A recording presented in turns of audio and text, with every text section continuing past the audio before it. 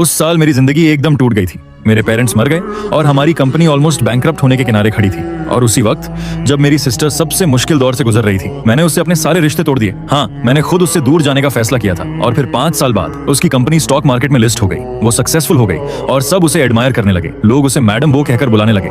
फिर एक दिन एक जर्नलिस्ट ने उससे पूछा, इन सालों में आप सबसे ज्यादा किसकी आभारी हैं? मैं बस इमेजिन कर सकता हूँ उस मोमेंट को। मेरी सिस्टर की आंखें ठंडी थी, लेकिन उसकी आवाज बिल्कुल साफ थी।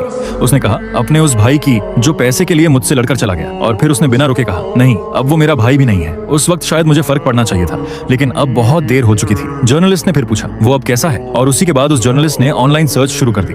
10 मिलियन का रिवॉर्ड तक अनाउंस कर दिया गया मुझे ढूंढने के लिए, लेकिन उन्हें मैं नहीं मिला। उन्हें सिर्फ मेरी मौत से पहले लिखी गई मेरी डायरी मिली। जब वो डायरी मेरी सिस्टर को दी गई, वो वहीं खड़ी रह गई। उसके हाथ कांप रहे थे, लेकिन अगले ही पल उसने वो डायरी कूड़ेदान में फेंक दी और बोली, ये वीएन की कोई चाल है या फिर प्रोग्राम के लिए जानबूझकर किया जा रहा है? जर्नलिस्ट ने सिर हिलाया। उसने धीरे से मेरी डायरी उठाई और कहा, ये सच में आपके भाई की मरने से पहले की डायरी है। और जहां तक बॉडी की बात है, उसे ऑनरेडी क्रिमेशन कर दिया गया, क्योंकि उसे क्लेम करने वाला कोई नहीं था, इसलिए क्रिमेटोरियम ने प्रोसेस कर दिया। उसकी बात पूरी भी नहीं हुई थी कि मेरी सिस्टर गुस्से में खड़ी हो गई और बोली, मत सोचो कि मैं उसे माफ कर दूंगी इस तरह के चीप ट्रिक्स के लिए। जाओ और बोनियान से कहो कि अब मेरा एक नया भाई है, वो मेरे लिए कुछ भी नहीं है। अगर वो मर भी जाए तो मुझे फर्क नहीं पड़ेगा। जर्नलिस्ट उसे ऑकवर्ड होकर देखने लगा और बोला, तो इस डायरी का क्या करें? मेरी सिस्टर वानतांग हल्का सा हंसी और बोली, पढ़ो, मैं देखना चाहती हूँ उसने डायरी में क्या झूठ गढ़ा है। और फिर मेरी आवाज उस डायरी के जरिए सामने आई, हेलो, आज से प्लीज मेरा ख्याल रखना, अब शायद सिर्फ तुम ही मेरे साथ रहोगे। मैं खुद को याद करता हूँ, आज जब मैं घर से भाग रहा था अपने साथ वो सारे गिफ्ट्स लेकर जो मेरी फैमिली ने मुझे दिए थे, तब मेरी सिस्टर ने मुझे पकड़ लिया। सच कहूँ तो मैं उससे मिलना नहीं चाहता था, मैं बस चुपचाप घर छोड़ना चाहता था, लेकिन वो बहुत परेशान करने वाली है। उसने मेरा हाथ पकड़ लिया और कहा कि मैं ना जाऊं। उसने कहा कि मैं उसका इकलौता फैमिली हूँ। उस पल मेरा दिल थोड़ा कांपा था, लेकिन फिर भी मैंने सख्त चेहरा बनाकर उससे कहा, कंपनी बैंकरप्ट हो रही है, फिर भी तुम मुझे वो बाइक मॉडल दिला सकती हो जो मुझे पसंद है। तुम पैसे ऐसे उड़ा सकती हो, तुम मुझे मेंटेन कर सकती हो बिना इस टेंशन के कि हर दिन फाइन बचाना पड़े। लेकिन वो और भी बेचैन हो गई। उसने पूछा, मैं किसके साथ जा रहा हूँ? कहा कि मुझे बेवकूफ मत बनो, और ये भी कहा कि वो और मेहनत करेगी, बहुत सारा पैसा कमाएगी, मुझे पहले जैसा लाइफ देगी जैसे मैं कोई यंग मास्टर हूँ। और फिर मैंने क्या कहा था, मुझे तो ठगा जाना ज्यादा पसंद है, तुम्हें क्या? अगर तुम्हारे पास मुझे मेंटेन करने की कैपेसिटी और पैसा होता तो मैं अभी भी तुम्हारा अच्छा भाई होता, घर वापस आ जाता। लेकिन तुम्हारे पास कब पैसा होगा? मेरी सिस्टर जो इतनी प्रॉड थी, मुझे रोकने के लिए घुटनों पर बैठ गई थी। सच में कितना पैथेटिक था ना। मैंने अपना चेहरा घुमा लिया और आंसू पोंछ लिए ताकि वो देख ना सके। फिर मैंने कहा, मेरे फ्यूचर में दखल मत दो। और उसी वक्त मैंने उससे सारे रिश्ते तोड़ दिए। लोग मुझे देखते रहे जब मैं अपना सामान घसीटते हुए दूर जा रहा था। सॉरी सिस्टर, तुम्हें बहुत दर्द हुआ होगा ना। डायरी का वो हिस्सा खत्म हुआ और उस रात जर्नलिस्ट ने गहरी सांस ली। अनएक्सपेक्टेडली सीईओ अपनी छोटी ब्रदर पर इतना डिपेंड करती थी, लेकिन कैमरा मेरी सिस्टर की तरफ गया। उसके चेहरे पर कोई इमोशन नहीं था, वो अब भी ठंडी थी। उसने बस हल्के से कहा, मुझे बहुत पछतावा है कि मैंने उसके साथ इतना अच्छा व्यवहार किया, एक नालायक को पाल लिया। डायरी फिर शुरू हुई। मैं फिर आ गया हूँ। आज मैं एक और हॉस्पिटल गया टेस्ट कराने। सच कहूँ तो मुझे उम्मीद थी कि पिछली डायग्नोसिस गलत हो, ताकि मैं वापस जाकर अपनी सिस्टर से कह सकूं, मुझे पछतावा है। बस अगर मैं उससे माफी मांग लूं, वो मुझे पहले की तरह माफ कर देगी। लेकिन इस जिंदगी में इतने मिरेकल्स कहाँ होते हैं? डॉक्टर ने मुझे सीरियस चेहरे से देखा और पूछा, तुम्हारे पेरेंट्स कहाँ हैं? फिर उसने कहा, प्राथमिक हेपेटोसेल्युलर कार्सिनोमा ऑलरेडी टर्मिनल स्टेज में है, तुम्हें तुरंत हॉस्पिटलाइज होना पड़ेगा। मुझे उस बीमारी का पूरा मतलब समझ नहीं आया, लेकिन मौत का डर उसने मुझे रुला दिया। मैं सिर्फ 18 साल का था। डॉक्टर ने मुझे सिंपैथी से देखा और एडमिशन का बिल दे दिया। मैं भागकर पेमेंट मशीन तक गया, लेकिन अमाउंट देखकर मैं चुपचाप हॉस्पिटल से निकल गया। छोड़ो, मैंने अपनी सिस्टर का मेन कार्ड लिंक किया हुआ है, उसमें थोड़ा पैसा बचा है। वैसे भी मैं मरने वाला हूँ, क्यों उसकी मेहनत की कमाई बर्बाद करूं? उसका पैसा बहुत मुश्किल से आता है, क्योंकि जब से वो कॉन्ट्रैक्टर भागा था जिसके साथ मेरे पेरेंट्स काम कर रहे थे, प्रोजेक्ट गिर गया था, फंडिंग चेन टूट गई थी और मेरे पेरेंट्स उस भारी प्रेशर के नीचे हर जगह भागते फिर रहे थे। मेरी यादों में वो दिन आज भी साफ है। एक सोशल इवेंट में जाते वक्त मेरे पेरेंट्स का कार एक्सीडेंट हो गया था और दोनों वहीं खत्म हो गए। और उसी पल से कंपनी के सारे बोझ मेरी सिस्टर के कंधों पर आ गए। मैंने अपनी आंखों से देखा था कैसे लोग कर्ज वसूलने आते थे, घर की हर कीमती चीज उठा ले जाते थे पैसे के लिए। और मेरी सिस्टर मुझे पढ़ाई के लिए विदेश भेजने के लिए लाखों का इंतजाम करने की कोशिश कर रही थी। वो लोगों के सामने घुटनों पर बैठ गई थी, अपना सिर जमीन पर मार रही थी। लेकिन आखिर में बैंक ने सारे एसेट्स ले लिए। कर्ज चुकाने के लिए वो हर जगह पैसे मांगने गई। इतनी शराब पी कि उसे स्टमक ब्लीडिंग हो गई और हॉस्पिटल में एडमिट होना पड़ा। लेकिन उसके पास ना इलाज के लिए पैसे थे, ना डॉक्टर को दिखाने का वक्त। जैसे ही थोड़ी ठीक हुई, वो फिर हॉस्पिटल से निकलकर काम ढूंढने लगी, लोगों के सामने हाथ जोड़कर, गिड़गिड़ाकर, जैसे खुद को छोटा बना रही हो। लोग कहते थे वो मजबूत है, उसे कुछ नहीं होगा। लेकिन सच में क्या तुम्हें नहीं लगता मेरी सिस्टर थोड़ी बेवकूफ है? मैं सच में उसका बोझ बांटना चाहता था। मैं उसे कहना चाहता था कि मुझे विदेश में पढ़ाई नहीं करनी, मैं अब पहले जैसा स्पॉइल्ड यंग मास्टर नहीं हूँ, मुझे कुछ भी नहीं चाहिए, मैं पार्ट टाइम काम करके उसे सपोर्ट कर सकता हूँ। लेकिन मैंने कभी नहीं सोचा था कि ऐसे क्रिटिकल टाइम में मुझे इतनी महंगी बीमारी हो जाएगी। डियर डायरी, क्या तुम्हें भी लगता है कि मैं बेकार हूँ? जर्नलिस्ट की आंखें भर आई थी। उसने धीरे से कहा, शायद उस वक्त तुम्हारे भाई के जाने के पीछे कोई छुपी हुई वजह थी। इतनी कम उम्र में लिवर कैंसर सच में दुखद है। लेकिन मेरी सिस्टर जुआन है, वो बस ठंडी हंसी हंस पड़ी और बोली, क्या शानदार विक्टिम बनने की एक्टिंग है? रिपोर्टर लिन, इसके झांसे में मत आइए। डायरी फिर आगे बढ़ी।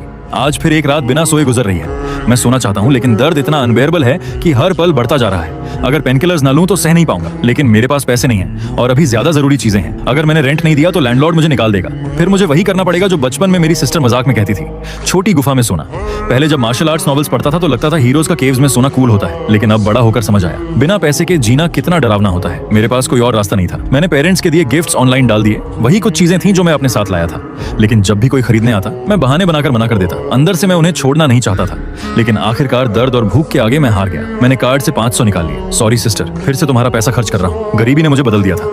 मेरी पुरानी आदतें खुद ही खत्म हो गई थी। एक दिन तो मैं भूख से बेहोश होने वाला था।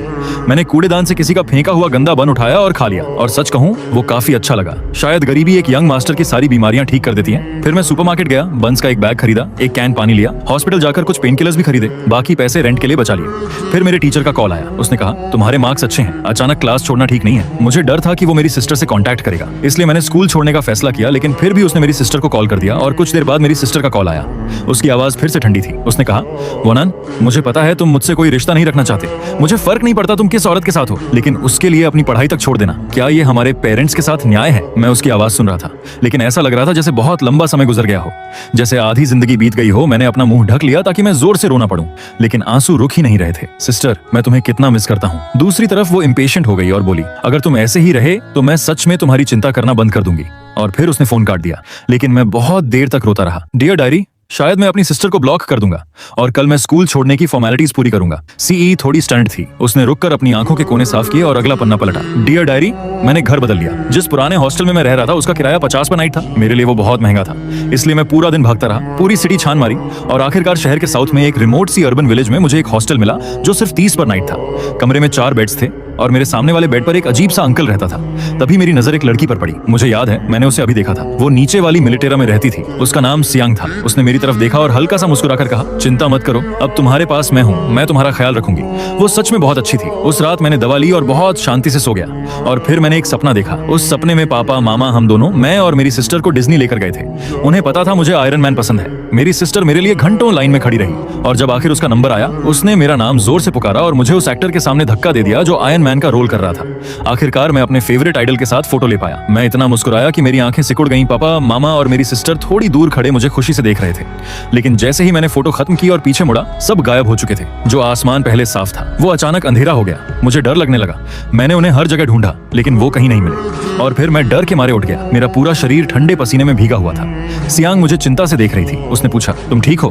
मैंने सिर हिला दिया। फिर उसने पूछा, मैं यहाँ क्यों रह रहा हूँ, और मैंने उसे सब कुछ बता दिया। पता नहीं क्यों, लेकिन मुझे उस पर बहुत भरोसा हो गया था। सब सुनने के बाद उसने कुछ नहीं कहा, बस मुझे गले लगा लिया। उसका वो हग बहुत वार्म था। उसने बताया कि वो ऑर्फन है, छोटी उम्र से ही सोसाइटी में स्ट्रगल कर रही है, हर तरह के लोगों से मिली है और सेल्फ डिफेंस की कई स्किल्स सीखी हैं। फिर उसने कहा, तुम जैसे इंसान का मुझे ख्याल रखना ही होगा। उसने मुझे पैसे बचाने के कई तरीके सिखाए, जैसे सुपरमार्केट जाकर एक्सपायरी के करीब वाले फूड लेना।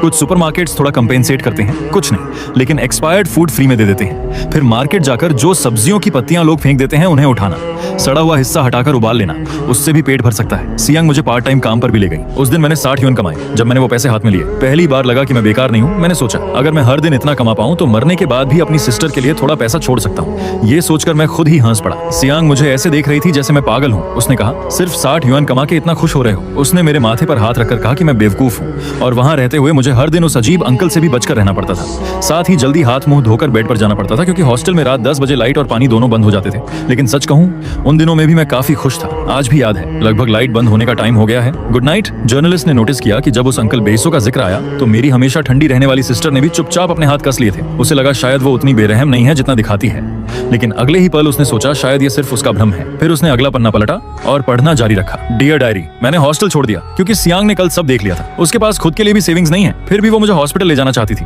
पहले मैंने उसे अपनी बीमारी के बारे में नहीं बताया था, बस इतना कहा था कि मैं अपनी सिस्टर से लड़कर घर छोड़ आया हूँ, लेकिन अब मैं उससे ये छुपा नहीं सकता। शायद मैं सच में बदकिस्मत हूँ, मैं अपनी सिस्टर पर बोझ नहीं बनना चाहता, और ना ही इस ब्रेव सिस्टर पर जिसे मैं अभी मिला हूँ। उसने कहा था कि वो पैसे कमा रही है ताकि फ्यूचर में अपना कार रिपेयर वर्कशॉप खोल सके, अपना घर बना सके। उसने मुझसे कहा, मैं तुम्हें मरने नहीं दूंगी यंग मैन।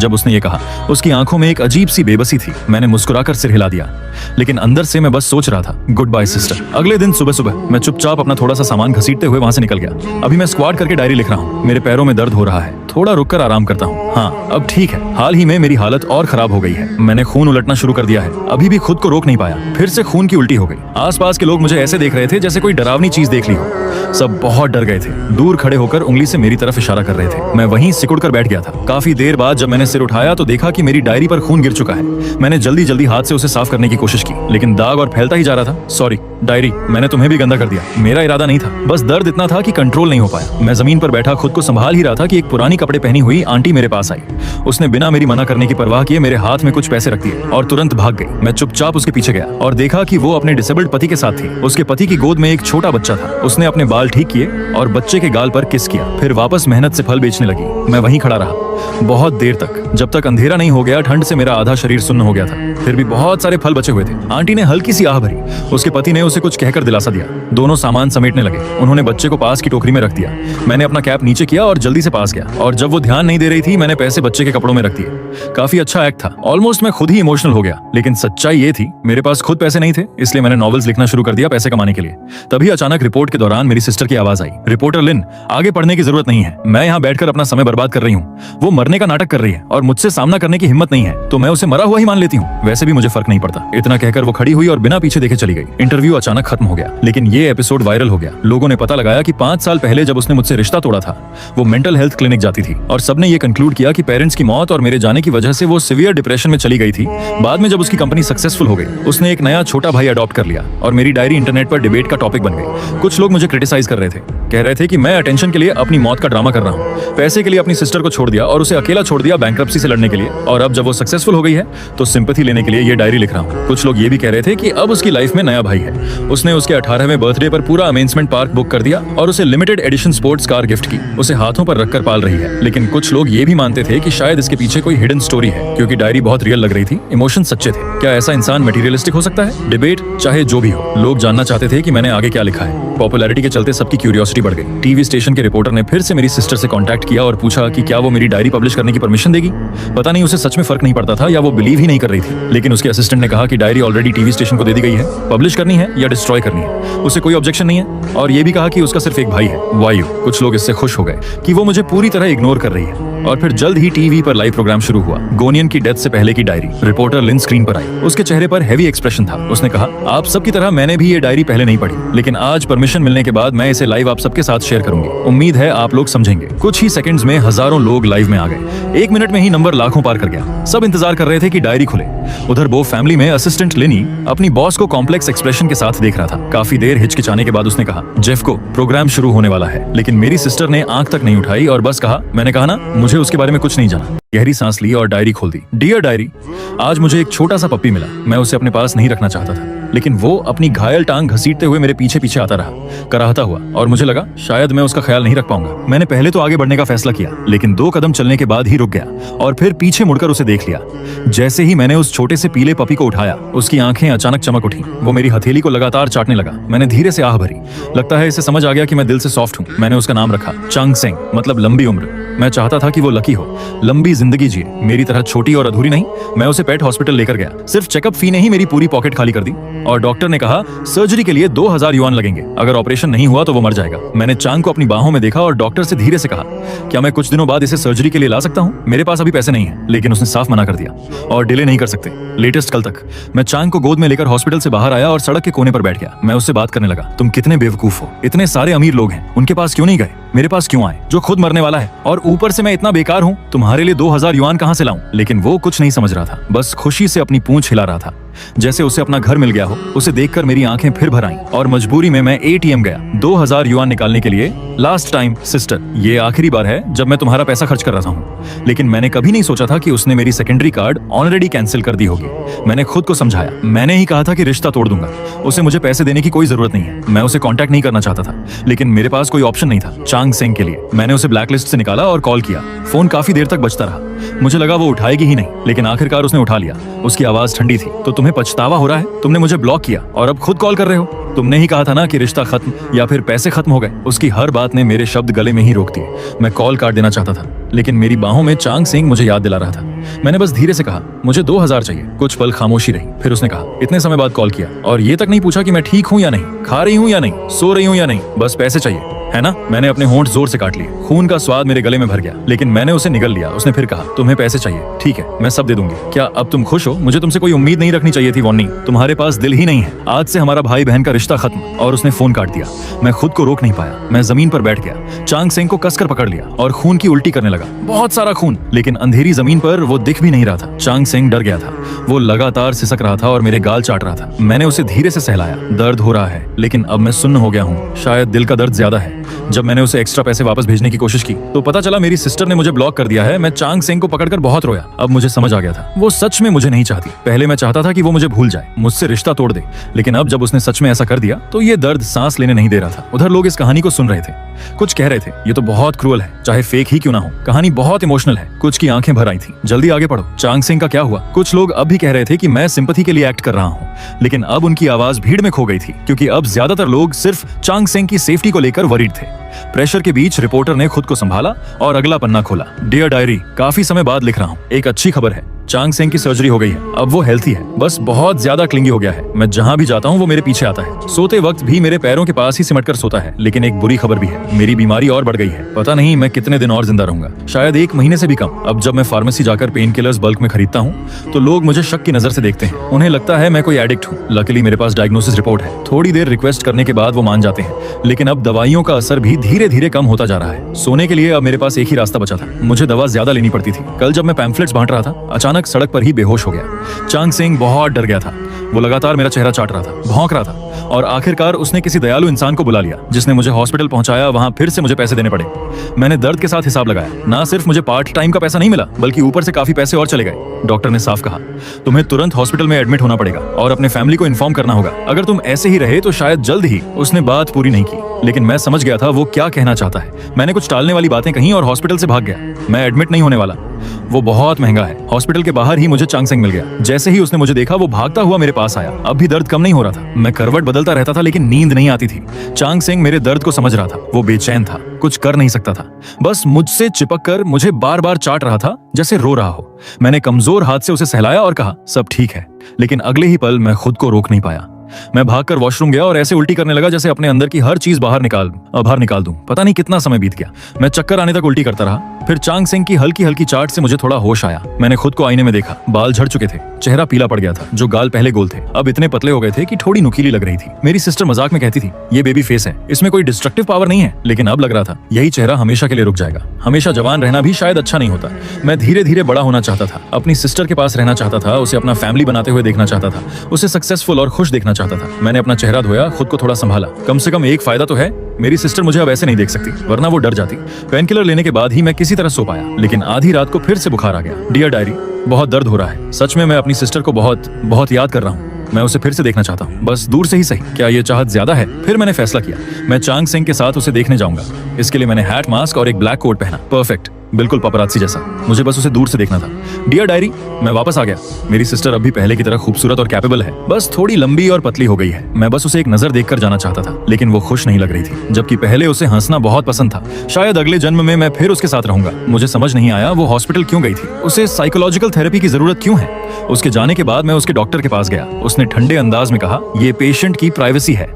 लेकिन जब मैंने बार बार रिक्वेस्ट किया तो उसने एक गहरी सांस ली और मेरी सिस्टर की हालत पर अफसोस जताया। तुम्हारी सिस्टर बहुत बीमार है, पेरेंट्स की मौत ने उसे तोड़ दिया और तुम्हारे जाने ने उसे और गिल्ट में डाल दिया। उसे लगता है वो अच्छी नहीं है, उसने तुम्हारा ख्याल नहीं रखा, इसलिए तुम उसे छोड़ गए। उसने खुद को हर्ट करना भी शुरू कर दिया। ये सुनकर मैं रोया, बहुत रोया और फिर हंस पड़ा। मेरी सिस्टर कितनी बेवकूफ है। असली बेकार तो मैं हूँ, मैं ही उसे नीचे खींच रहा था। वो तो दुनिया की सबसे अच्छी सिस्टर है। वो अपनी पूरी साल की कमाई बचाकर मुझे एक्सपेंसिव बर्थडे गिफ्ट देती थी, स्कूल के उन बुलीज को मार देती थी जो मुझे तंग करते थे, चाहे इसके लिए उसे सजा ही क्यों न मिले। पेरेंट्स की मौत के बाद उसने सब कुछ अकेले संभाला। इसे कैसे नफरत कर सकता हूँ। उसी वक्त रीडर रुक गया। उसने डायरी को कैमरा के सामने दिखाया। उस पेज पर सुंदर हैंडराइटिंग के साथ कुछ ऐसे निशान थे जैसे वो भीग कर सूख गया हो। शायद वो बहुत देर तक रोई थी। उसके आंसुओं ने उस पेज को भिगो दिया था। रीडर की आंखें भी भर आईं।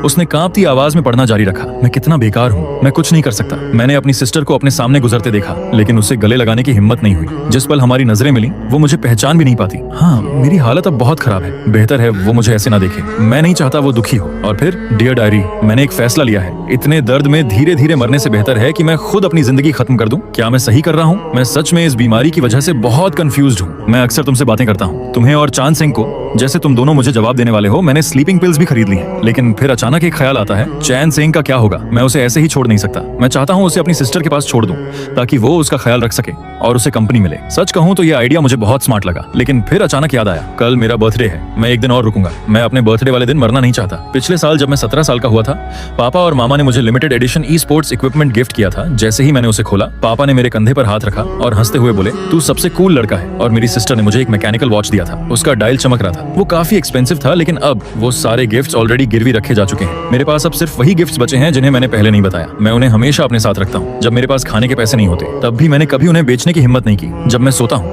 मैं उस ब्राउन टेडी बेयर को गले लगाता हूँ जो मेरी मॉम ने मुझे 8 साल की उम्र में दिया था। जैसे मैं पापा, मामा और अपनी सिस्टर को ही गले लगा रहा हूँ। उन्होंने ये भी कहा था कि मेरे 18वें बर्थडे पर वो एक ग्रैंड पार्टी देंगे अपने छोटे मास्टर के लिए। लेकिन अब मेरे साथ कौन है? शायद सिर्फ चांद सिंह। मैंने उसे गले लगाया। वही एक वार्मथ थी जो मुझे महसूस हो रही थी। चांद सिंह ने जैसे मेरे इमोशन समझ लिए।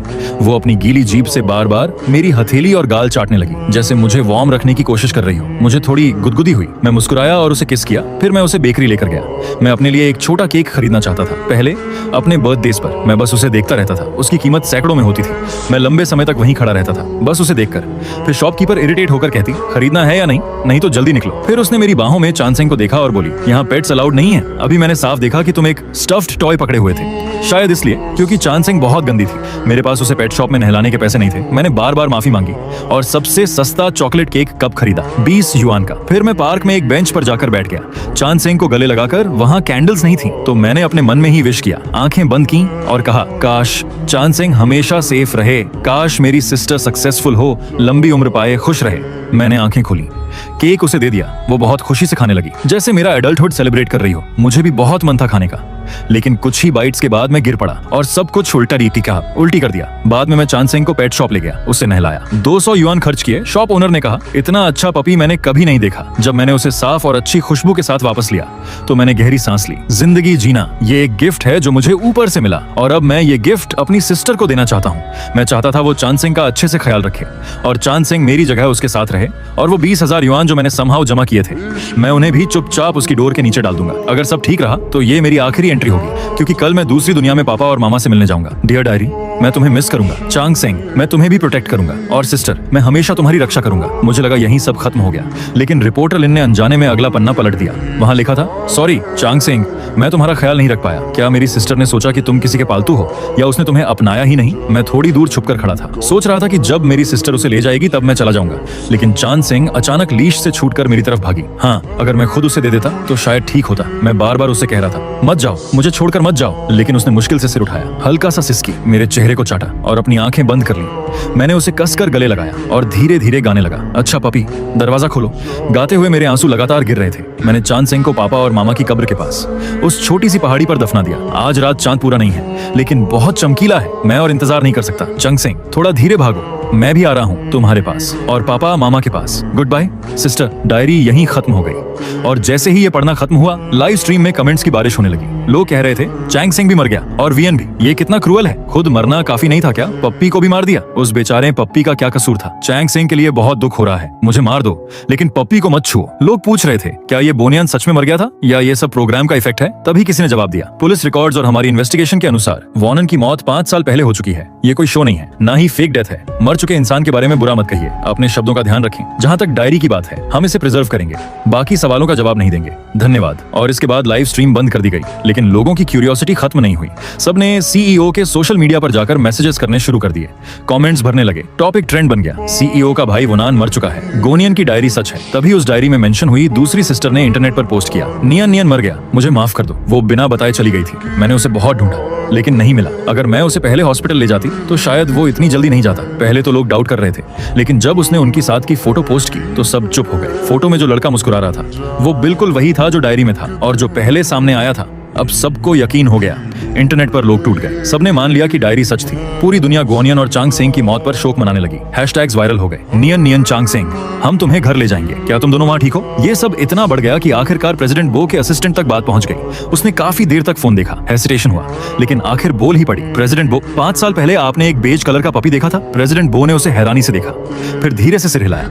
उस दिन मैं काम से घर लौट रही थी, मैंने गेट के पास एक छोटा सा पपी देखा, हल्का रंग, गुलाबी नाक, बहुत साफ और प्यारा, लग रहा था किसी का पेट है। मुझे याद आया उसे भी भी छोटे एनिमल्स पसंद थे, तो मैं पास गई और उसे सहलाया। वो पपी बहुत अच्छा था, लगातार अपनी पूंछ हिला रहा था। मुझे लगा उसका ओनर वापस आएगा, इसलिए मैं घर चली गई। लेकिन थोड़ी देर बाद बाहर शोर सुनाई दिया।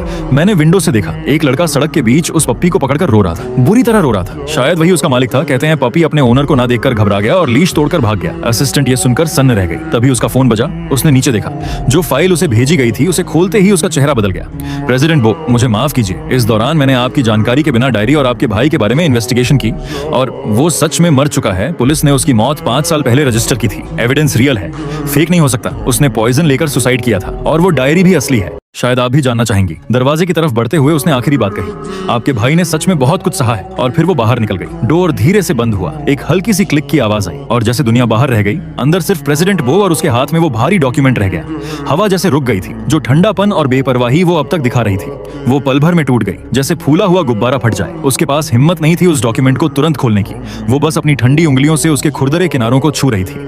उसके दिमाग में वो इंटरव्यू बार बार घूम रहा था, रिपोर्टर का डायरी निकालना, वो अजीब सा दर्द जो उसे उस वक्त महसूस हुआ था, वो छोटे छोटे डाउट्स जिन्हें उसने दबा दिया था, और वो गिल्ट। मैं चाहता था उसे कंपनी मिले, चांग का ख्याल रखने वाला कोई हो। उस वक्त उसे ये सब गोनियन का झूठ लगा था, लेकिन अब वो सब जहरीली सुइयों की तरह उसके दिल में चुभ रहा था। और आखिरकार कांपते हुए उसने डॉक्यूमेंट खोला। पहली पेज पर पुलिस डेथ सर्टिफिकेट की कॉपी थी, काले सफेद अक्षरों में ठंडी सच्चाई। Name onion, gender male, date of death 5 साल पहले की उस पतझड़ की रात, उसकी आखिरी बात के सिर्फ 3 महीने बाद, सिर्फ 3 महीने। कॉज ऑफ डेथ, लोकेशन चंग्याओ नदी के पास एक छोटी सी झाड़ियों में, वहीं जहां डायरी में लिखा था, उसके पेरेंट्स की राख के पास। वहां एक कमजोर बूढ़ा सा दिखने वाला लड़का मिला था, वही मैं था। उसका शरीर, क्योंकि उसे क्लेम करने वाला कोई नहीं था, हॉस्पिटल ने रूल्स के अनुसार उसका क्रिमेशन कर दिया। उसकी राख को अस्थायी तौर पर रख लिया गया था आगे इको प्रोसेस के लिए। ये हर एक शब्द जैसे किसी कुंद चाकू की तरह उसके दिल को बार बार काट रहा था। किसी ने क्लेम नहीं किया।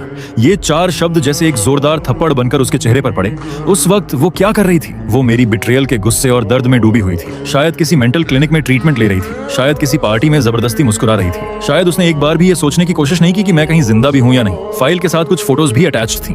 क्वालिटी बहुत साफ नहीं थी, लेकिन उस वक्त की हालत समझने के लिए काफी थी। एक दुबला पतला, लगभग पहचान से बाहर हो चुका लड़का पेड़ के सहारे चुपचाप बैठा था। उसने वही ब्लैक कोट पहना हुआ था जो डायरी में मेंशन था। हैट ने उसके चेहरे का ज्यादातर हिस्सा ढक रखा था। उसके पैरों के पास खाली दवाइयों के पैकेट्स और स्लीपिंग पिल्स के ब्लिस्टर पड़े थे, और उसकी बाहों में बस एक पुराना गंदा सा ब्राउन टेडी बियर था। वॉन्टंग ने उसे तुरंत पहचान लिया। वो वही गिफ्ट था जो मॉम ने मुझे 8 साल की उम्र में दिया था, जिसे मैंने हमेशा अपने पास रखा। एक और फोटो थी जहां डायरी मिली थी, ठीक उसके पास, प्लास्टिक बैग में केयरफुली लपेटी हुई, जैसे उसे नमी से बचाने की कोशिश की गई हो। आखिरी पल तक मैं बस उसी डायरी को प्रोटेक्ट कर रहा था जिस पर मैं भरोसा कर सकता था। वॉटंग की सांसें तेज हो गईं, उसकी नजर धुंधली पड़ने लगी। उसने जल्दी से अपना मुंह ढक लिया, लेकिन उसके सीने से उठती हुई वो टूटी हुई आवाज रुक नहीं पाई। आंसू जो वो सोचती थी कि वो पहले ही खत्म हो चुके हैं, इस पल फट पड़े, जैसे जलते हुए उसकी त्वचा को चीर रहे हो। वो बुदबुदाई, नियान नियान। उसकी आवाज उसकी अपनी भी नहीं लग रही थी। ये कोई एक्ट नहीं था, ना कोई कहानी। वो सच में बीमार था, सच में अकेला था, अपनी आखिरी सांसों में बीमारी और दुनिया की बेरुखी झेल रहा था। फिर भी हर वक्त मेरे बारे में सोच रहा था, अपनी बेवकूफ बड़ी बहन के बारे में। उसने जो कुछ कहा था वो सब जानबूझकर था, मुझे दूर करने के लिए। इसलिए नहीं कि वो मुझसे प्यार नहीं करता था, बल्कि इसलिए कि वो मुझसे बहुत ज्यादा प्यार करता था। इतना कि वो खुद सारे इल्जाम और दर्द उठाना चाहता था, बस मुझ पर बोझ न बने। और मैंने क्या किया? मैंने उसकी हर बात पर यकीन कर लिया। 5 साल तक उससे नफरत करती रही, यहाँ तक कि उसकी मौत की खबर पर भी मैंने कहा, मर भी जाए तो मुझे फर्क नहीं पड़ेगा। मैंने एक नया छोटा भाई अडॉप्ट कर लिया उसकी जगह भरने के लिए, लेकिन मैंने कभी ये समझने की कोशिश ही नहीं की कि उस दिन उसने ऐसा फैसला क्यों लिया। एक भारी पछतावा और गिल्ट की लहर उसे डुबोने लगी। उसे मेरी आखिरी बातें याद आई, मैं तुम्हें सब दे दूंगी, क्या अब तुम खुश हो? मुझे तुमसे कोई उम्मीद नहीं रखनी चाहिए थी, तुम्हारे पास दिल ही नहीं है। और फिर उसने कॉल काट दिया था, मुझे ब्लॉक कर दिया था। उस वक्त मुझे कितना दर्द हुआ होगा, कितना। उसे याद आया, मैं खून उलट रहा था, चांग सिंह को पकड़कर बुरी तरह रो रहा था। इतने सालों से दबा हुआ दर्द अब उसके गले से निकलकर चीख बन गया। वॉन्टंग खुद को संभाल नहीं पाई, वो चेयर से फिसलकर नीचे कारपेट पर बैठ गई, एक खोई हुई बच्ची की तरह, अपने शरीर को समेटकर जोर जोर से रोने लगी। उस रोने में सिर्फ पछतावा नहीं था, बल्कि एक ऐसा दर्द था जिसे कभी ठीक नहीं किया जा सकता। वो जमीन पर हाथ मार रही थी, उसके नाखून महंगे कारपेट में धंसने वाले थे। मैं उसे बचा सकती थी, मैं उसे पहचान सकती थी, मैं उसे पहचान क्यों नहीं पाई? ये सवाल बार बार उसके दिमाग को खा रहा था। उसे वो दिन याद आया, फेयर में भीड़ के बाहर एक दुबला पतला इंसान, कैप और मास्क पहने हुए। वो मैं था, उसका नियन नियन। वो मुझे देख रही थी, लेकिन उसने ठंडेपन से नजर हटा ली। अगर उस वक्त वो रुक जाती, अगर वो पास आकर बस एक बार पूछ लेती। लेकिन जिंदगी में अगर नहीं होते। ऑफिस के बाहर लिन और बाकी सेक्रेटरीज अंदर से आती, उसकी टूटी हुई रोने की आवाज सुन रहे थे। सब एक दूसरे को देख रहे थे, उनकी आंखों में चिंता और सहानुभूति थी, लेकिन कोई अंदर जाने की हिम्मत नहीं कर रहा था, क्योंकि सब जानते थे उसे ये दर्द महसूस करना जरूरी है, उसे इस सच्चाई का सामना करना ही होगा। वो बान तांग को पता ही नहीं चला वो कितनी देर तक रोती रही। जब तक उसकी आवाज बैठ नहीं गई, जैसे उसके सारे आंसू खत्म हो चुके हों, बस शरीर में अनियंत्रित झटके रह गए थे। वो जमीन पर गिरी हुई थी, खाली आंखों से छत पर लगे उस महंगे शैंडेलियर को देख रही थी। उसे लग रहा था जैसे पूरी दुनिया से रंग गायब हो गया हो। अगले दिन भी वो कंपनी नहीं गई, अर्जेंट काम लेना इन्हें संभाल लिए। शाम को वो चिंता के साथ विला पहुंची, स्पेयर की से दरवाजा खोला और एक तेज शराब की गंध उसके चेहरे से टकराई। लिविंग रूम पूरी तरह बिखरा हुआ था, खाली शराब की बॉटल्स हर जगह पड़ी थी। वो बांटंग अभी भी कल वाला बिजनेस सूट पहने हुए थी, सोफा के कोने में सिकुड़ी हुई, बाल बिखरे हुए, आंखें सूजी हुई, चेहरे पर सूखे आंसुओं के निशान। लेकिन उसके हाथ में उस डायरी की फोटोकॉपी कसकर पकड़ी हुई थी। मैडम, वो लिनी धीरे धीरे उसके पास आई। वंटंग ने धीरे से सिर उठाया, उसकी नजरें खाली थीं। कुछ देर बाद वो लिनी के चेहरे पर टिक गई। लिनी, उसकी आवाज इतनी भारी थी कि सुनना मुश्किल था। वो मुझसे नफरत करता था, आखिर तक मुझसे नफरत करता रहा। लिनी के दिल में चुभन हुई। वो झुककर उसके हाथ से खाली वाइन बॉटल धीरे से ले ली और बोली, प्रेसिडेंट बो, डायरी के हिसाब से मिस्टर वियान ने कभी आपसे नफरत नहीं की। आखिरी तक वो बस यही चाहता था कि आप खुश रहें। वॉटंग हल्का सा हंसी, लेकिन वो हंसी टूटी हुई थी। खुश? मैंने उसे खो दिया, मुझे खुश रहने का क्या हक है? वो फिर से एक बोतल उठाने लगी, लेकिन लिनी ने उसे रोक लिया। प्रेसिडेंट बो, आप ऐसे नहीं कर सकती। अगर मिस्टर वियन आपको इस हालत में देखेगा तो उसे भी शांति नहीं मिलेगी। वांतंग बुदबुदाई। शांति? उसकी आंखों से फिर आंसू बहने लगे। वो दर्द से कितना डरता था। जब वो अकेला गया होगा, उसे कितना डर लगा होगा। चांग भी उसके साथ नहीं था। आखिरी में वो बस उस टेडी बियर को पकड़े हुए था जो मॉम ने दिया था। वो आगे कुछ बोल नहीं पाई, बस चुपचाप रोती रही। लिनी ने बहुत मुश्किल से उसे उठाकर बेड तक पहुंचाया, उसे पानी पिलाया और तब तक बैठी रही जब तक वो सो नहीं गई। लेकिन सोते हुए भी उसके चेहरे पर शिकन थी। लिनी ने गहरी सांस ली। वो जानती थी वंतांग को टाइम चाहिए, लेकिन इस हालत में कंपनी और उसकी हेल्थ का क्या होगा? अगले कुछ दिनों में वंतांग बिल्कुल बदल गई। उसने ऑफिस जाना बंद कर दिया, कोई काम नहीं संभाल रही थी, पूरे दिन विला में बंद रहती, शराब के साथ खुद को सुन्न करने की कोशिश करती। लेकिन उस धुंधली चेतना में गिल्ट और भी गहरा हो जाता और मेरी यादें और साफ होने लगती। बचपन में मैं हर जगह उसके पीछे पीछे घूमता था, सिस्टर सिस्टर कहता था। फिर वो रिबेलियस टीनेज फेज और आखिर में वो पतला सा लड़का जो रात में एक पपी की डेड बॉडी को पकड़कर रो रहा था। व्यू, उसका अडॉप्ट किया हुआ छोटा भाई, वीडियो कॉल पर दिखता। उसका चेहरा थोड़ा बहुत मेरे जैसा बनाया गया था, जैसे वो मुझे रिप्लेस करने की कोशिश कर रही थी। लेकिन वंटंग के अंदर अचानक एक अजीब सी घृणा और गिल्ट जाग उठी। मैं क्या कर रही हूँ? एक रिप्लेसमेंट ढूंढ रही हूँ। ये वायु के साथ भी अनफेयर था और मेरे लिए भी एक इंसल्ट। वो अचानक स्क्रीन के उस तरफ चिल्ला पड़ी, जिससे वायु डर गया। कुछ ही समय बाद उसने उसे एक अच्छे बोर्डिंग स्कूल में भेज दिया और एक बड़ा ट्रस्ट फंड देकर, ताकि वो पूरी जिंदगी बिना चिंता के जी सके। ईमेल में उसने सिर्फ एक लाइन लिखी, सॉरी, मैं अच्छी सिस्टर नहीं हूँ, अपनी जिंदगी खुद जियो। उसने उस रिप्लेसमेंट से भी रिश्ता तोड़ दिया, जैसे इससे उसके दिल का बोझ थोड़ा कम हो जाएगा। लेकिन कंपनी की हालत गिरती चली गई। शेयर होल्डर्स कंप्लेन करने लगे, मीडिया खबरें चलाने लगा कि प्रेसिडेंट बो मेंटल ब्रेकडाउन से गुजर रही है। असिस्टेंट सब संभालने की कोशिश कर रही थी, लेकिन वांतांग को इस दर्द और गिल्ट से बाहर नहीं निकाल पा रही थी। और फिर एक रात सब कुछ बदल गया। वांतांग फिर से लिविंग रूम के कारपेट पर गिरी हुई थी, आधी नींद में आधी जागी हुई। उसे लगा जैसे उसने मुझे देखा। मैं उसके सामने खड़ा था, एक साफ व्हाइट शर्ट में, वैसे ही मुस्कुरा रहा था जैसे पहले मुस्कुराता था, गर्म जोशी से भरा हुआ। और मेरे पैरों के पास चंग सेंग अपनी पूंछ हिलाता हुआ खड़ा था। सिस्टर, मैंने धीरे से कहा, खुद को मत सताओ। वांतंग ने कांपते हुए हाथ बढ़ाया, लेकिन उसे कुछ महसूस नहीं हुआ। आंसू तुरंत उसकी आंखों में भर गए। सॉरी सॉरी, उसकी आवाज टूट रही थी। और तभी मेरी आवाज आई, तुम गलत हो, मैंने कभी तुम्हें दोष नहीं दिया। उस हेलुसिनेशन की मुस्कान अब भी उतनी ही गर्म थी जैसे पहले हुआ करती थी। मुझे बहुत खुशी है और मुझे तुम पर गर्व है कि तुम अब इतनी स्ट्रांग और अमेजिंग हो गई हो। सिस्टर, प्लीज मेरी तरफ से भी जीना, अच्छे से जीना, खुश रहना, ठीक है? यही मेरी सबसे बड़ी विश है। वांतंग खुद को रोक नहीं पाई। नियान नियान, उसकी आवाज टूट गई। मैं वादा करती हूँ सिस्टर, मैं वादा करती हूँ। तभी वो फिगर धीरे धीरे धुंधली होने लगी, उसकी आवाज भी दूर जाती जा रही थी। मैं वादा करती हूँ। वांटंग घबराकर चिल्लाई और झटके से उठ बैठी, लेकिन कमरा खाली था, सिर्फ खिड़की से आती चांदनी थी। वहां मेरा कोई निशान नहीं था। फिर भी वो सपना इतना रियल था। मेरी आवाज अब भी उसके कानों में गूंज रही थी। एक भारी उदासी फिर से उसे घेरने लगी, लेकिन इस बार उस उदासी के बीच कहीं एक हल्की सी लेकिन मजबूत सी ताकत भी थी। हाँ, नियन नियन, आखिर तक वो यही चाहता था कि मैं खुश रहूं। अगर वो मुझे ऐसे टूटते हुए देखेगा तो उसे कितना दुख होगा। वो अब और मुझे निराश नहीं कर सकती, ना ही मेरे सैक्रिफाइस को बेकार जाने दे सकती है। अगली सुबह जब लिनी विला पहुंची तो वो चौंक गई। वंतंग पहले ही उठ चुकी थी, नहा चुकी थी, साफ कपड़े पहन चुकी थी। उसका चेहरा अब भी पीला और कमजोर था, लेकिन उसकी आंखों में अब वो बेबसी नहीं थी। वहां एक अजीब सी क्लैरिटी और कठोर डिटर्मिनेशन थी। उसकी आवाज अब भी भारी थी, लेकिन शांत। लिन, बेस्ट प्राइवेट डॉक्टर से कांटेक्ट करो, मुझे फुल बॉडी चेकअप कराना है, और बोर्ड ऑफ डायरेक्टर्स को इन्फॉर्म करो। आज आफ्टरनून वीडियो कॉन्फ्रेंस होगी। लिन ये हैरान रह गई। प्रेसिडेंट बो, आप? वांतंग ने उसे रोक दिया। खिड़की से आती धूप को देखते हुए बोली, मैं ठीक हूँ, या यूं कहो, मुझे ठीक होना ही होगा, नियन नियन के लिए। और फिर उसने खुद को दोबारा खड़ा करना शुरू किया, एक अजीब सी स्टबर्न स्ट्रेंथ के साथ। उसने ट्रीटमेंट लेना शुरू किया, शराब छोड़ दी, खुद को जबरदस्ती खाना और सोना सिखाया, अपनी लाइफ को फिर से नॉर्मल रूटीन में ढाला। वो वापस कंपनी गई, पहले से भी ज्यादा स्ट्रिक्ट और एफिशिएंट होकर काम संभालने लगी। उसने गिरती हुई हालत को जल्दी स्टेबलाइज कर दिया, लेकिन जो लोग उसे पहले से जानते थे उन्हें महसूस हुआ कि वो वॉर जो कभी उसके अंदर थी अब गायब हो चुकी है। अब वो एक मशीन जैसी हो गई थी, कोल्ड, प्रिसिज, अनस्टॉपेबल, जैसे वो अपने अंदर के खालीपन को सिर्फ काम से भरने की कोशिश कर रही हो। लेकिन काम के बाहर उसने एक और चीज शुरू की, एक साइलेंट सर्च। वो मेरी जिंदगी के हर निशान को ढूंढना चाहती थी, उन आखिरी महीनों के हर पल को समझना चाहती थी। जब वो मेरे साथ नहीं थी, सबसे पहले उसने सियांग को ढूंढा, वही लड़की जिसने ऑनलाइन पोस्ट किया था। एक शांत कैफे में दोनों मिले।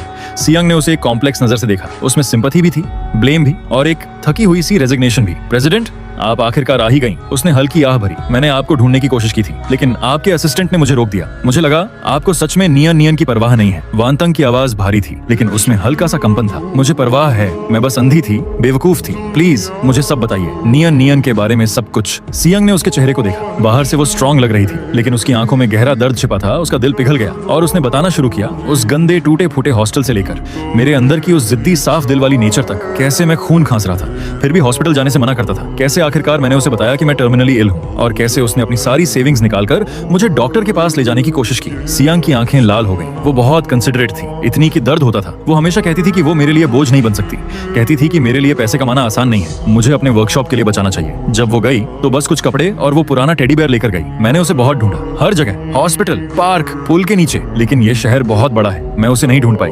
अगर उस दिन मैं थोड़ी और सतर्क होती, अगर मैं उसे जबरदस्ती हॉस्पिटल ले जाती। वांतंग चुपचाप सुनती रही। उसके नाखून उसकी हथेली में गहराई तक धंस चुके थे, लेकिन उसने दर्द को महसूस करना बंद कर दिया था। मुझे अब समझ आ रहा था, जब वो मुझसे नफरत कर रही थी, उसी वक्त एक अजनबी, सियांग, मुझे थोड़ी सी गर्माहट और प्रोटेक्शन दे रही थी, मुझे ढूंढने की कोशिश भी कर रही थी। और वो मेरी अपनी बड़ी बहन वंतंग बस मुझसे दूर होती जा रही थी। वंतंग ने गहरी सांस ली और गंभीर आवाज में कहा, थैंक यू सियांग, उस समय उसकी मदद करने के लिए। क्या मैं तुम्हारे लिए कुछ कर सकती हूँ? जो भी चाहिए बेझिझक बताओ। सियांग ने सिर हिला दिया। मुझे कुछ नहीं चाहिए, मैंने ये सब इसलिए पोस्ट किया ताकि लोग सच जाने। नियन एक अच्छी लड़की थी, उसे गलत समझा नहीं जाना चाहिए। अगर आप सच में उसके लिए कुछ करना चाहती हैं तो अच्छे से जिएं, उसकी मौत को बेकार मत जाने दीजिए। ये शब्द बिल्कुल वही थे जो मैंने अपने सपने में उससे कहे थे, और ये सीधे वंटंग के दिल पर लगे। कैफे से बाहर निकलकर वंटंग उन क्लूज के पीछे गई जो सियांग ने दिए थे। वो उस स्लम एरिया में पहुंची, लेकिन अब वहां कुछ भी वैसा नहीं था। सब डिमोलिश हो चुका था, नए मॉल्स बन चुके थे। वो उस भीड़ भाड़ वाले इंटरसेक्शन पर खड़ी रही और इमेजिन करने लगी कि मैं यहाँ कैसे जिंदा रहा, कैसे उस लापरवाही भरी जिंदगी से बचता रहा, कैसे कुछ पैसों के लिए खुश हो जाता था। उसके सीने में दर्द उठा। फिर वो उन जगहों पर गई जो डायरी में लिखी थी, सुपरमार्केट, वेजिटेबल मार्केट, यहाँ तक कि वो वेटरिनरी क्लिनिक भी पहुंची। वहां का मैनेजर अब भी वही था। वंटंग ने अपनी फोन से मेरी 17 साल की एक फोटो दिखाई जिसमें मैं बेफिक्र हंस रहा था। मैनेजर ने काफी देर तक देखा, फिर सिर हिला दिया। हर दिन इतने पेट्स आते हैं? याद नहीं। वंटंग ने हार नहीं मानी। उसने चांगसेंग का डिस्क्रिप्शन दिया, छोटा मिक्स्ड ब्रीड डॉग, एक टांग में लंगड़ापन। मैनेजर ने काफी देर सोचा, थोड़ा वगैरह याद है, लेकिन डिटेल्स नहीं। वंटंग रुकी नहीं, उसने अपने कॉन्टैक्ट्स इस्तेमाल किए और उस पुलिस ऑफिसर को ढूंढ निकाला जिसने मेरे केस की इन्वेस्टिगेशन की थी। वो बूढ़ा ऑफिसर रिटायरमेंट के करीब था, लेकिन उसे वो केस साफ साफ याद था। वो वांतंग को उस छोटे जंगल में ले गया, चेंग्याओ नदी के पास, जहां मेरी बॉडी मिली थी। उसने एक बड़े पेड़ की तरफ इशारा किया और आह भरी। वो लड़का यहीं था, बहुत शांत, जैसे सो रहा हो। हमने काफी जांच की, कोई होमाइसिड का एविडेंस नहीं मिला। डायरी भी पढ़ी, साफ था सुसाइड था। उसके पास ज्यादा कुछ नहीं था, बस वो टेडी बेयर, डायरी और थोड़े पैसे। प्रोसीजर के हिसाब से हमने न्यूज़पेपर में नोटिस भी दिया रिलेटिव्स को ढूंढने के लिए, लेकिन कोई नहीं आया। वो रुक गया, आगे कुछ नहीं बोला। वंतांग उस पेड़ के नीचे खड़ी थी। शुरुआती गर्मियों की हवा पत्तों से टकराकर सरसराहट कर रही थी। धूप पत्तों के बीच से छनकर जमीन पर गिर रही थी। सब कुछ शांत था, बस पानी के बहने की आवाज। मैंने यहाँ अपनी जिंदगी खत्म की क्योंकि ये जगह पापा और मामा के करीब थी। वाटंग सोच रही थी, आखिरी पल में मैं क्या सोच रहा था। शायद वो दिन जब हम पिकनिक पर जाते थे। वो झुक गई, पेड़ की खुरदुरी छाल को छूते हुए, जैसे मेरी आखिरी गर्माहट महसूस करने की कोशिश कर रही हो। आंसू चुपचाप गिर रहे थे, मिट्टी में मिलते हुए। नियान, नियान, मैं आ गई हूँ, सॉरी, मुझे देर हो गई। उसकी आवाज हवा में टूट गई। फिर वो उस जगह गई जहां हमारे पेरेंट्स की कब्र थी, और वहीं पास में उसे वो छोटी सी मिट्टी की ढेरी मिली। डायरी में जिसका जिक्र था, यहीं चांगसेंग दफन है। उस ढलान पर घास उगी हुई थी, छोटी छोटी जंगली फूल खिले थे। उसने ध्यान से आसपास की घास साफ की और फिर चांगसेंग की उस छोटी कब्र के पास उसने खुद एक छोटी सी सुंदर अर्न दफन की। उसके अंदर उस डायरी की राख थी जिसे उसने स्पेशल तरीके से बिना पोल्यूशन के जलवाया था। उन आखिरी दिनों में उसके साथ रहने के लिए अब यहीं रहो, नियान के साथ, पापा और मामा के साथ। इसके बाद वंतांग अपने पेरेंट्स की कब्र के सामने खड़ी हुई, उनकी तस्वीरों को देखते हुए 3 बार गहराई से झुकी। उसकी आवाज शांत थी लेकिन मजबूत। पापा, मामा, मुझे माफ कर दो, मैं अपने भाई का ख्याल नहीं रख पाई, लेकिन मैं वादा करती हूँ अब से मैं अच्छे से जीऊंगी। नियान की तरफ से भी उसकी जिंदगी को बेकार नहीं जाने दूंगी। मैं कुछ ऐसा करूंगी जिससे उसकी मौत का मतलब बने। शहर वापस आकर वांटंग ने एक बड़ा फैसला लिया। उसने प्रेस कॉन्फ्रेंस बुलाई और अनाउंस किया कि वो अपनी पर्सनल वेल्थ का बड़ा हिस्सा डोनेट करेगी एक नई फाउंडेशन के लिए, नियन चांग सेंग फाउंडेशन। ये फाउंडेशन 2 कामों पर फोकस करेगी। पहला, गरीब कैंसर पेशेंट्स, खासकर टीनेजर्स को मेडिकल एक्सपेंसेस और साइकोलॉजिकल सपोर्ट देना, और दूसरा, स्ट्रे एनिमल्स को रेस्क्यू करना, उनके लिए प्रॉपर शेल्टर्स और अडॉप्शन सिस्टम बनाना। उस प्रेस कॉन्फ्रेंस में वांटंग ने पहली बार पब्लिक में मेरा नाम लिया। ज्यादा डिटेल्स में नहीं गई, बस इतना कहा, मेरा भाई वॉनन अपनी जिंदगी में अजनबियों की दया भी देखी और जिंदगी की कठिनाइयां भी झेली। ये फाउंडेशन उसी की याद में है और उन लोगों की मदद के लिए है जो उसी तरह दर्द और संघर्ष से गुजर रहे हैं। मैं चाहती हूँ कि हर जिंदगी को दया मिले और हर काइंडनेस लंबे समय तक जिंदा रहे। उसके इस कदम ने बिजनेस वर्ल्ड को हिला दिया और आम लोगों के दिल छू लिए। जो लोग पहले उसे क्रिटिसाइज कर रहे थे, उसका मजाक उड़ा रहे थे, अब धीरे धीरे उनकी जगह रिस्पेक्ट और अंडरस्टैंडिंग ने ले ली। लोगों को समझ आया उस कोल्ड सीईओ के पीछे एक गहरा दर्द और रिडेम्पशन छुपा है। फाउंडेशन का काम जल्दी शुरू हो गया। वांटंग खुद उसमें एक्टिवली इन्वॉल्व्ड रहने लगी। प्रोजेक्ट्स रिव्यू करना, हॉस्पिटल्स में बच्चों से मिलना, रेस्क्यू सेंटर्स जाना, उन छोटे एनिमल्स को देखना जो अडॉप्शन का इंतजार कर रहे थे। इस दौरान कभी कभी उसके चेहरे पर जेन्युइन सॉफ्टनेस दिख जाती। भले ही उसकी आंखों की उदासी पूरी तरह कभी खत्म नहीं हुई, लेकिन अब वो उस दर्द के साथ जीना सीख रही थी।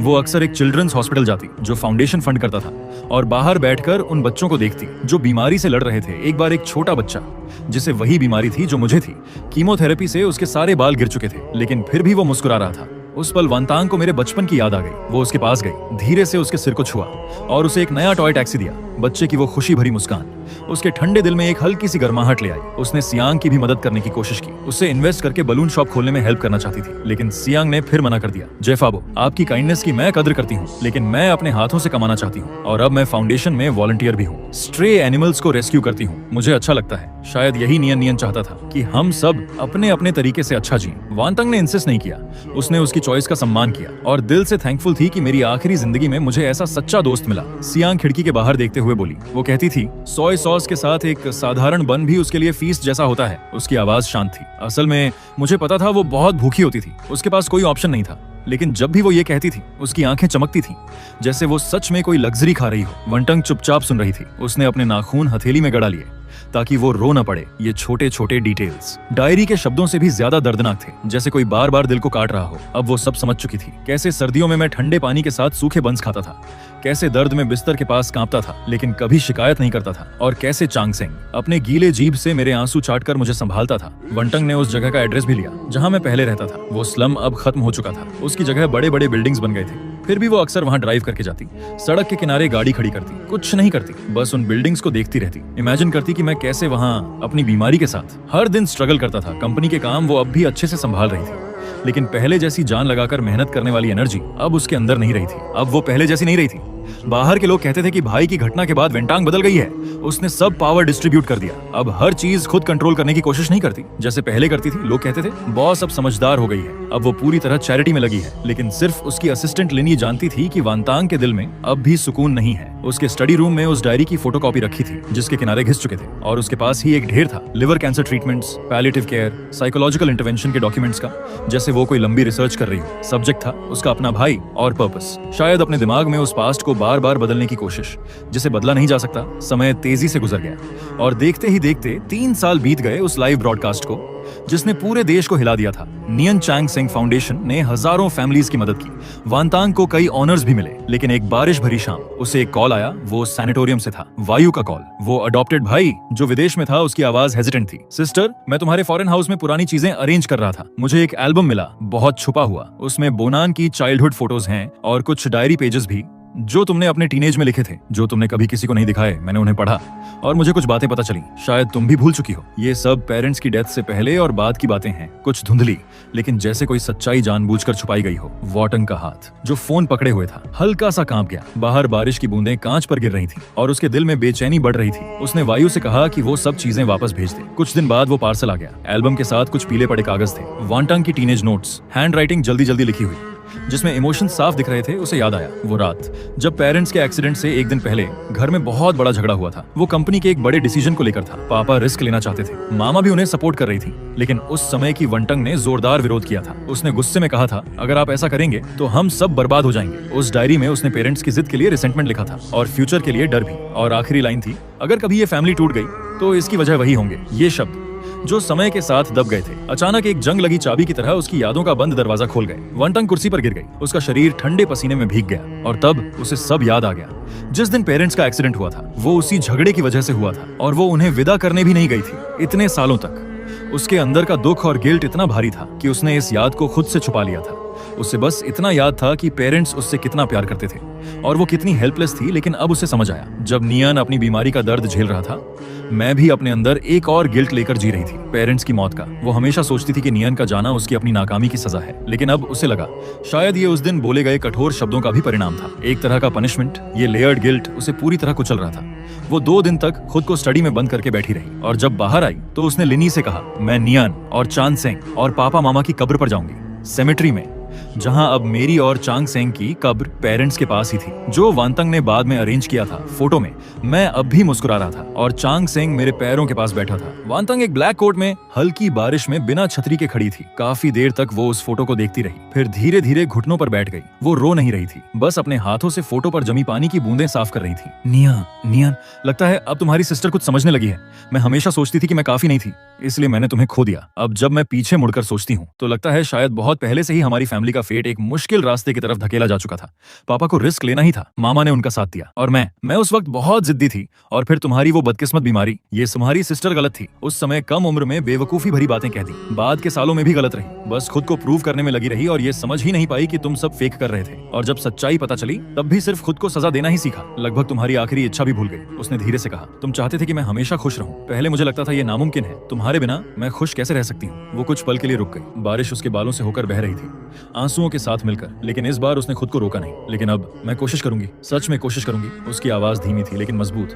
मैं तुम्हारी तरफ से नियन चांग सेंग फाउंडेशन को आगे बढ़ाऊंगी, तुम्हारे जैसे और बच्चों की मदद करूंगी, कंपनी को भी ऐसा बनाऊंगी जो ज्यादा लोगों की मदद कर सके, और मैं अपनी जिंदगी को भी एक्सेप्ट करने की कोशिश करूंगी, व्यू को भी। वो बच्चा भी आसान जिंदगी नहीं जी रहा। उसने धीरे से फुसफुसाया, नियन, शायद मैं खुद को कभी पूरी तरह माफ नहीं कर पाऊंगी, लेकिन मैं वादा करती हूँ अब मैं अतीत में नहीं फंसी रहूंगी, मैं अच्छे से जीऊंगी, तुम्हारी यादों को साथ लेकर। शायद यही तुम देखना चाहते थे, है ना? ये कहते हुए वो झुक गई और अपना माथा उस ठंडी कब्र पर टिका दिया, जैसे उस पार से कोई जवाब महसूस करना चाहती हो। थोड़ी देर बाद बारिश थम गई, बादलों के बीच से हल्की धूप निकली, कब्रिस्तान पर पड़ते हुए और उन सफेद क्राइसेंथेमम्स पर चमक उठी जो उसने अभी रखे थे। उनकी पंखुड़ियों पर जमी बारिश की बूंदें चमक रही थी। वांगटंग धीरे धीरे खड़ी हुई, आखिरी बार मेरी तस्वीर को देखा और फिर मुड़कर चल दी। उसके कदम पहले जितने भारी नहीं थे, अब भी धीमे थे, लेकिन उनमें एक अजीब सी मजबूती थी। कब्रिस्तान के पास पाइन ट्रीज के बीच से हवा गुजर रही थी, हल्की सी सरसराहट के साथ, जैसे कोई लंबी सांस छोड़ रहा हो या फिर राहत की एक धीमी फुसफुसाहट। शायद यहीं ये कहानी अपने अंत तक पहुंचती है, माफी, पछतावा और रिडेम्पशन की कहानी, और उन घावों के साथ आगे बढ़ने की।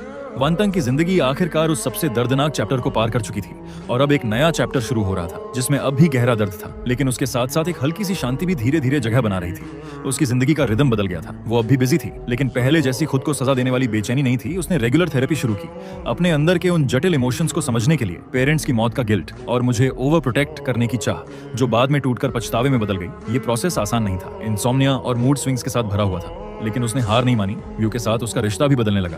पहली बार उसने खुद उसे कॉल किया, एक लंबी ओवरसीज कॉल। उसने ज्यादा पुरानी बातें एक्सप्लेन नहीं की, बस दिल से थैंक यू कहा। उसे अपने भूले हुए हिस्से दिखाने के लिए उसने कहा कि वो उसकी डिस्टेंस और इनसिक्योरिटी समझती है, और साफ कहा, खून का रिश्ता हो या ना हो, अब हम फैमिली हैं और मैं चाहती हूँ कि हम सच में एक कनेक्शन बनाएं। नियन चांग सेंग फाउंडेशन भी लगातार बढ़ती गई। अब वो सिर्फ फाइनेंशियल हेल्प तक सीमित नहीं थी, उसने प्रोफेशनल टीम्स बनाई, medical social workers, psychological support, palliative care के लिए। एक एनुअल डिनर में एक लड़की जिसने ट्रीटमेंट पाया था, उसका हाथ पकड़कर रोते हुए बोली, आपकी और वोनियन की वजह से मुझे दूसरी जिंदगी मिली। उस पल वांगटंग के दिल में सिर्फ राहत नहीं, बल्कि एक अजीब सी शांति आई, जैसे मेरी जिंदगी किसी और तरीके से आगे बढ़ रही हो। वो अब भी सेमेट्री जाती थी, लेकिन अब हर बार दुख में डूबी नहीं रहती थी। कभी कभी वो मेरे लिए सूरजमुखी लेकर जाती, जो मुझे पसंद थे। कभी कभी वो बस चुपचाप बैठ जाती और मुझे अपनी जिंदगी के बारे में बताती, फाउंडेशन का हाल, कंपनी की परेशानियां, जैसे पहले मैं उसके पास बैठा सुनता था। एक बार तो उसने चांग सेंग की छोटी सी कब्र के सामने एक नया टॉय भी रख दिया, चांग सेंग, इसका ख्याल रखना। वक्त उड़ता गया और फिर 2 साल और बीत गए। एक बिजनेस फोरम के बाद होटल के लॉबी में वांगटंग की मुलाकात अचानक एक पुराने चेहरे से हुई। वही रिपोर्टर लिन, जिसने उस दिन डायरी को लाइव में पढ़ा था, अब वो मीडिया इंडस्ट्री में एक बड़ा नाम बन चुका था।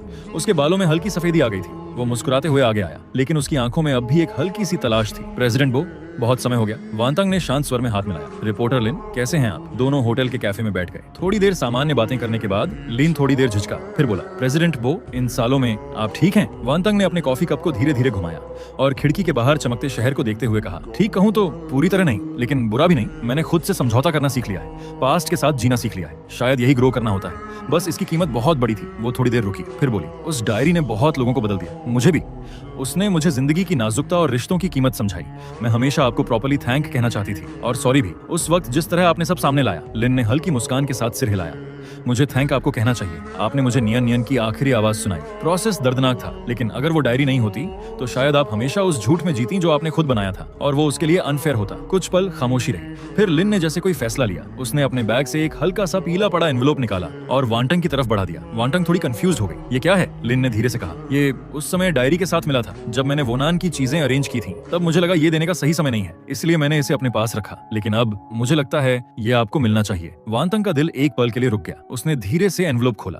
अंदर कोई लेटर नहीं था, बल्कि एक पुरानी सी कलर ड्राइंग थी, जैसे किसी नोटबुक से फाड़ी गई हो। उसके एजेस अनइवन थे। ड्राइंग में एक सीन था, नीला आसमान, चमकता हुआ सूरज, हरी घास, एक लड़की पोनीटेल में मुस्कुराती हुई। वो खुद थी, छोटी वांटांग। एक हाथ से एक छोटे लड़के का हाथ पकड़े हुए मैं, वॉनन, और दूसरे हाथ में एक छोटा पप्पी, चेंग सिंह। पीछे पापा और मामा खड़े थे, मुस्कुराते हुए। ऊपर कोने में टेढ़े मेढ़े लेकिन ध्यान से लिखे हुए शब्द थे, माई फैमिली, ऑथर वोनान, wish, I hope my sister always be happy. और पीछे और भी छोटे और जल्दी जल्दी लिखे शब्द बाद में जोड़े गए थे, sister, sorry and I love you. वांटंग की नजर धुंधली हो गई। उसे जैसे मैं दिख रहा था अपने आखिरी पलों में, दर्द से कांपते हाथों से ये ड्राइंग बनाते हुए। वो फैमिली जिसे वो सबसे ज्यादा चाहता था लेकिन कभी पा नहीं सका। उसके दिल में कोई शिकायत नहीं थी, सिर्फ माफी और प्यार। वांटंग ने उस पतले कागज को कसकर पकड़ लिया, जैसे ये दुनिया की सबसे कीमती चीज हो। आंसू उस ड्राइंग पर गिरने लगे, लेकिन उसने जल्दी से उन्हें अपनी उंगलियों से पोंछ दिया, डरते हुए कि कहीं मेरे छोड़े हुए निशान मिट न जाएं। उसकी आवाज टूट गई। वो हमेशा मेरे बारे में सोचता था। लिन की आंखें भी भर आईं। उसने चुपचाप सिर हिला दिया। उस रात वांटंग ने उस ड्राइंग को केयरफुली फ्रेम किया, उसे अपने स्टडी में टांग दिया और उसके पास डायरी की कॉपी रख दी। वो काफी देर तक उसके सामने खड़ी रही, बस उसे देखती रही, बहुत देर तक। आने वाले दिनों में वांटंग फिर से वही पावरफुल सीईओ बन गई, बिजनेस वर्ल्ड में फेमस। और नियन चांग सेंग फाउंडेशन की फाउंडर भी। बाहर से वो पहले जैसी स्ट्रांग थी, लेकिन उसके दिल के सबसे गहरे हिस्से में उस 18 साल के लड़के, मेरे लिए और मेरे छोटे से पपी के लिए एक कोमल जगह हमेशा बनी रही।